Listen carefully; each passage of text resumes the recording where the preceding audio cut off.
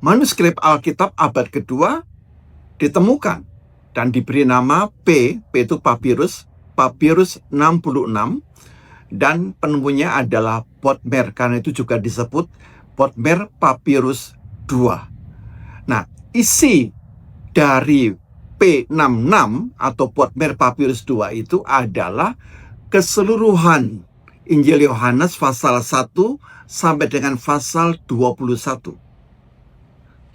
Kalau kita lihat dengan seksama, maka bagian-bagian yang sering kali dipersoalkan, misalnya tentang ketuhanan Yesus, ternyata tidak pernah ada perubahan P66 dengan Injil Yohanes yang kita miliki sekarang. Jadi tidak ada misalnya Injil kita sekarang ini menyebut tentang Tuhan, lalu di sana tidak ada. Tidak ada.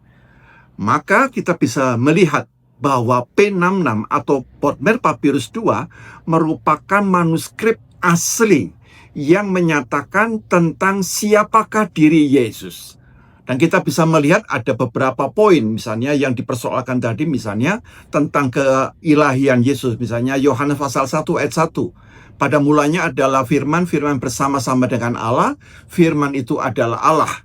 Lalu Yohanes pasal 1 ayat 14, firman itu telah menjadi manusia dan tinggal di antara kita, dan kita telah melihat kemuliaannya sebagai anak tunggal Bapa, penuh kasih karunia dan kebenaran.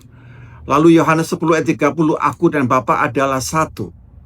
Maka jelas bahwa keilahian Yesus itu merupakan sesuatu yang original, bukan sesuatu yang ditambahkan seperti tuduhan beberapa orang bahwa ketuhanan Yesus itu ditambahkan setelah Konsili Nikea tahun 325 dan Konstantinopel 381.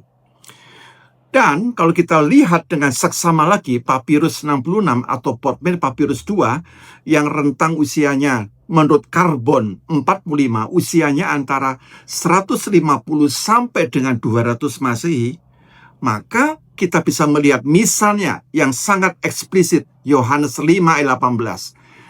Dikatakan bahwa sebab itu orang-orang Yahudi lebih berusaha lagi untuk membunuhnya, bukan saja karena ia meniadakan hari Sabat, tetapi juga karena ia mengatakan bahwa Allah adalah Bapanya sendiri.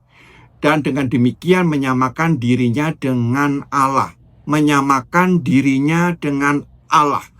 Jadi Yesus jelas, orang-orang melihat dan menyaksikan Yesus menyamakan dirinya dengan Allah. Dan memang itulah yang dikuatkan. Jika demikian, mari kita membahas tentang keautentikan